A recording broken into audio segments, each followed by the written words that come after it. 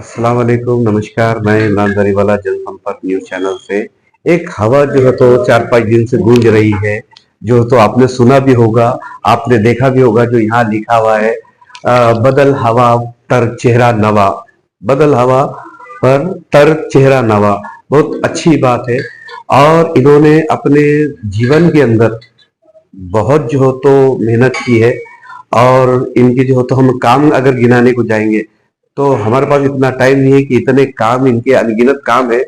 और इन्होंने जो बदलाव लाने का सोचे है, इनकी सोच हम आज जानने के लिए आए हैं कि इनकी सोच में क्या चीज चल रही है और किस तरीके का जो तो इन्होंने बदलाव लाना चाहते हैं।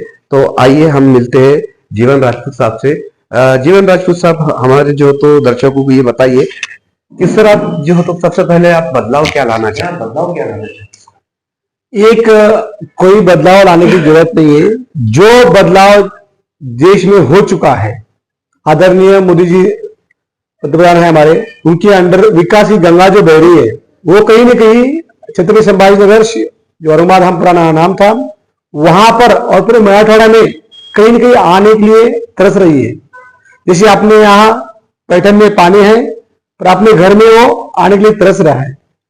तो बदलाव हो चुका है, उसे यहाँ इंप्लीमेंटेशन के लिए यहाँ का बदलाव जरूरी है। उसके लिए यूथ को आना जरूरी है।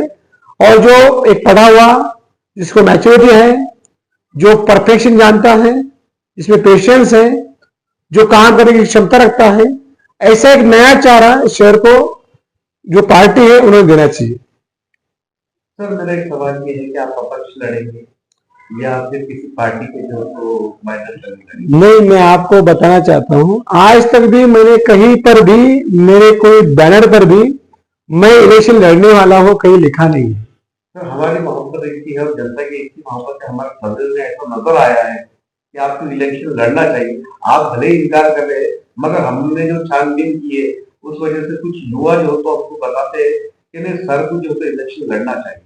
तो कुछ बिना पर हम आपके पास आए हैं कि सर आपकी क्या जो तो तैयारी है?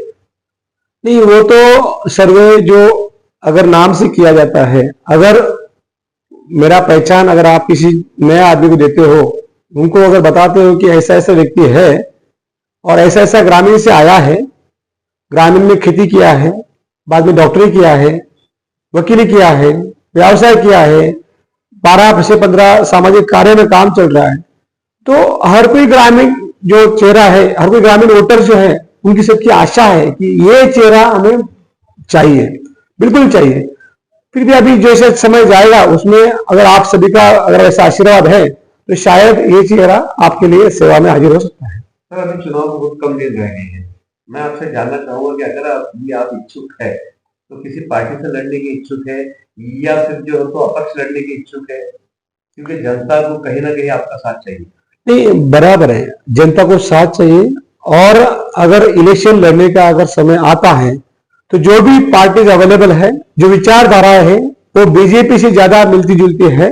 और केंद्र में अगर बीजेपी है तो वहां की विकास गंगा, यहां अगर बीजेपी का कैंडिडेट होता है तो ही यहां पर आ सकती है। इसलिए अगर पक्ष की बात करते हैं तो ऑब्वियसली सर, बीजेपी से तो टिकट मिलना अभी जो तो शायद मेरे ख्याल पॉसिबल नहीं है, क्योंकि डॉक्टर जो भागवत कराड़ साहब जो तो पहले उम्मीदवार है भाजपा की, उनको जो तो छोड़कर आपको भाजपा का टिकट तो नहीं मिलता।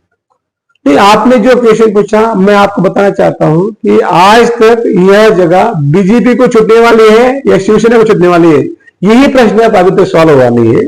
और आपने तो आगे की भविष्यवाणी बता दी। कुंडी देखिए, हमारे आदरणीय जो कराड़ साहब है, वो तो एक ऑलरेडी खासदार है राज्यसभा के, ऑलरेडी मंत्री है। तो शायद बीजेपी चाहेंगी सेकंड खासदार भी रहे और ट्रिपल इंजन बने, ताकि टीम और बढ़े, स्ट्रांग बने। कभी कभी ऐसा होता है वो टीम कम करने के सरकार, गवर्नमेंट ये सोचेगी नहीं। टीम का अगर वैसा कुछ होता है तो जो टीम है ऑलरेडी वो कम होने का चांसेस रहेगा।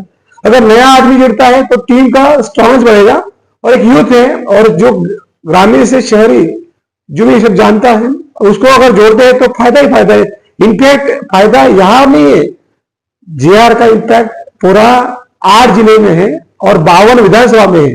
लोकसभा तो एक एक्स्ट्रा एडवांटेज रहेगा और यहाँ पर आने वाले सभी इलेक्शन पे उसका इम्पैक्ट पड़ेगा। और पूरा मराठवाड़ा का अगर विकास चाहते हैं वो इम्पैक्ट पड़ेगा।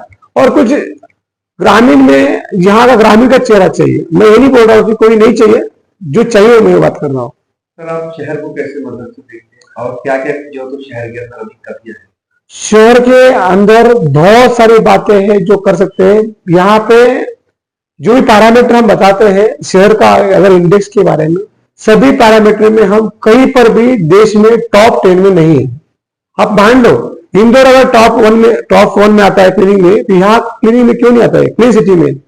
जो कि इंदौर और यहाँ का शहर, ये यहाँ का पॉपुलेशन ज्योग्राफी समान है, यहाँ का पॉपुलेशन भी ऑलमोस्ट समान है, तो ये क्यों नहीं हो सकता? यहाँ तो हेरिटेज का हमें पूरा ऊपर से मिला है। इसको अगर टूरिज्म का नाम दिया गया है, 3 फ्लाइट और 4 ट्रेन के अलावा यहाँ पर कोई नहीं है। अगर विजन रहता है तो जो रास्ता 10 साल पहले यहां से अगर शिरडी कर देते तो शिरडी में एयरपोर्ट होता ही नहीं, और जो शिरडी में 20 फ्लाइट उतर रहे वो आज यहां उतरते। तो यहां अगर आप टूरिज्म की बात करते हैं तो हमारे महाराष्ट्र का नहीं, भारत का नहीं, दुनिया का ऐसा एक शहर है जहां पर एक शहर में 2-2 वर्ल्ड हेरिटेज है, अजंता है, एलोरा है। और भारत में जो 12 ज्योतिर्लिंग है, उस 12 ज्योतिर्लिंग में से यहाँ पर मराठवाड़ा में 3 ज्योतिर्लिंग है। ये जो एलोरा बताते हैं हम, यहाँ से ही स्वराज्य की शुरुआत हुई थी, ये भी बड़ा हेरिटेज है। ऐसे अनगिनत यहाँ पर हिस्टोरिकल प्लेसेस है।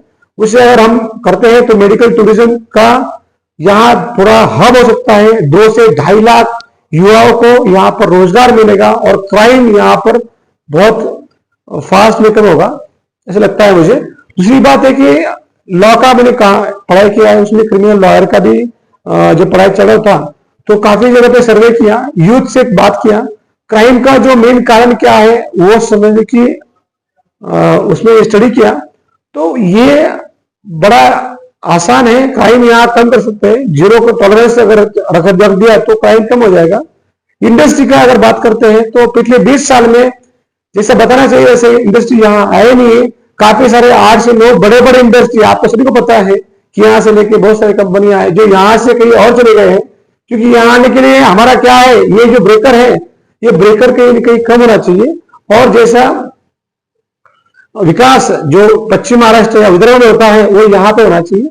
आरोग्य की बात करते हैं तो इतना बड़ा मराठवाड़ा है, यहाँ पर एम्स क्यों नहीं आता है, ऐसे हर जिले में मेडिकल कॉलेज क्यों नहीं आते हैं, इसका भी देखना चाहिए। अगर हम बताते हैं युवाओं के बारे में, जो भी स्मॉल स्केल्स जो डेवलपमेंट रहते हैं वो यहाँ पर क्यों नहीं आते। ऐसे अनगिनत प्रॉब्लम्स है जो मेरी माता भगिनी है, उनके लिए अलग अलग पैरामीटर से वहां पर डेवलपमेंट की बात हो सकती है। इन ओवरऑल अगर हम बात करते हैं तो बहुत सारी ऐसी बातें जहां काम करने के लिए बहुत है, युवा बहुत है। हमारा मराठवाड़ा, युवा को मराठवाड़ा है, 65% यहाँ पर युवा है।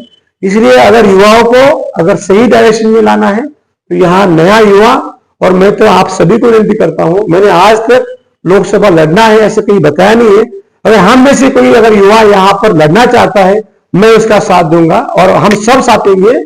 और लोकसभा ही नहीं, हर इलेक्शन में आपने युवाओं ने आना चाहिए और युवाओं ने आगे बढ़कर ये बदलाव लाना जरूरी है। सर, अगर बीजेपी से लोकसभा का अगर आपको टिकट मिलता है तो क्या शहर के अंदर आपको बदलाव लाना चाहिए? 100% बदलाव लाना चाहते हैं, 100% बदलाव आ जाएगा, क्योंकि ऊपर भी एक नेतृत्व स्ट्रांग है और यहाँ अगर नेतृत्व स्ट्रांग आता है तो बदलाव तो निश्चित रहेगा। आप ऑफ कम से कम इतनी बातें हुई है, मगर मेरा जो सवाल था वो अधूरा रह गया। कौन सा सवाल है आपका? किस तरह आप खासदार लड़ने की इच्छुक है क्या? देखो, ये जो जनता की जो मांग है कि नया चेहरा चाहिए, और अगर जनता के लिए लड़ना पड़ा तो लड़ना भी चाहिए, ऐसा आप सभी को लगता है तो मुझे भी लगता है कि ऐसा होगा और होने की चांसेस कहीं ना कहीं भविष्य में हो सकते हैं। धन्यवाद।